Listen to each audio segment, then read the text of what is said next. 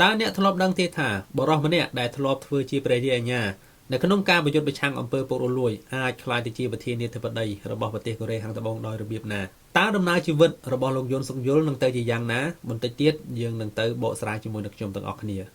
존경하는 국민 여러분, 6.25 전쟁 참전 용사와 유가족 여러분, លោកយុនសុកយុលកើតនៅថ្ងៃទី18ខែធ្នូឆ្នាំ1960នៅទីក្រុងសេអ៊ូល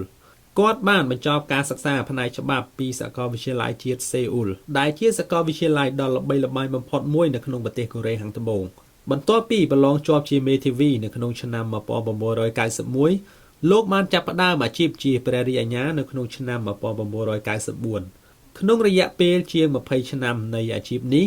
លោកត្រូវបានគេស្គាល់ថាជាបុគ្គលស្មោះត្រង់និងមិនខ្លាចនៅក្នុងការប្រឈមមុខ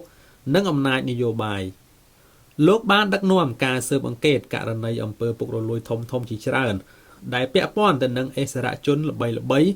រួមទាំងអតីតប្រធានាធិបតីទៀតផងនៅក្នុងឆ្នាំ2019លោកត្រូវបានតែងតាំងជាព្រះរាជអាជ្ញាធិការកំពូលរបស់កូរ៉េខាងត្បូង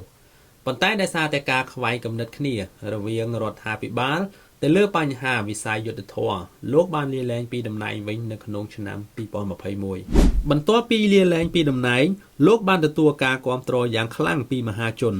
និងអ្នកនយោបាយអភិរក្សនិយមដូច្នេះនៅខែមិថុនាឆ្នាំ2021លោកបានសម្រេចចិត្តប្រឡូកចូលឆាកនយោបាយជាផ្លូវការដោយប្រកាសចូលឈ្មោះជាបេក្ខជនប្រធានាធិបតីតំណាងឲ្យគណៈបកកណ្ដាលអំណាចប្រជាជនការប្រកួតប្រជែងនៅក្នុងការបោះឆ្នោតជាប្រធានាធិបតីនៅក្នុងឆ្នាំ2022គឺមានភាពតានតឹងយ៉ាងខ្លាំងបំផុតនៅក្នុងប្រវត្តិសាស្ត្រនៃប្រទេសកូរ៉េលោកយុនសុកយុលបានយកឈ្នះគូប្រជែងរបស់គាត់គឺលោកលីជេមញ៉ុងនៅក្នុងលទ្ធផលបកិបកិតគ្នាបំផុតនៅក្នុងលទ្ធផលត្រឹមតែ0.73% នៃសម្លេងឆ្នោតតែប៉ុណ្ណោះ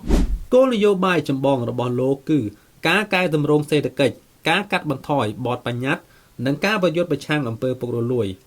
ក្រៅពីនេះលោកក៏បានសន្យាថានឹងពង្រឹងសម្ព័ន្ធភាពជាមួយនឹងសហរដ្ឋអាមេរិកនិងប្រកាន់ជំហររឹងមាំចំពោះកូរ៉េខាងជើងលោកយុនសុកយុលបានស្បត់ចូលកាន់តំណែងនៅថ្ងៃទី10ខែឧសភាឆ្នាំ2022ក្នុងអំឡុងពេលកាន់តំណែងលោកបានជួបប្រទះនឹងការប្រឆាំងយ៉ាងខ្លាំងពីសភានិងការធ្លាក់ចុះប្រជាប្រិយភាពយ៉ាងខ្លាំងនៅថ្ងៃទី3ខែធ្នូឆ្នាំ2024លោកបានប្រកាសដាក់ប្រទេសនៅក្នុងច្បាប់អាញាសឹកដែលបង្កឲ្យមានការតវ៉ាយ៉ាងខ្លាំងពីសំណាក់ប្រជាជននិងសមាជិកសភាទោះបីជាច្បាប់នេះត្រូវបានដកចេញនៅក្នុងរយៈពេលតែប៉ុន្មានម៉ោងក៏ដោយ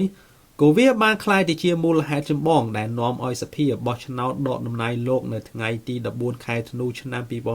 2024ការសម្រេចចិត្តដកតំណែងនេះត្រូវបានអនុម័តដោយតុលាការធម្មនុញ្ញកូរ៉េនៅខែមេសាឆ្នាំ2025ដែលបានធ្វើឲ្យលោកក្លាយទៅជាប្រធានាធិបតីទី1ដែលបានដកចេញពីតំណែងនៅក្នុងប្រវត្តិសាស្ត្រនៃប្រទេសកូរ៉េ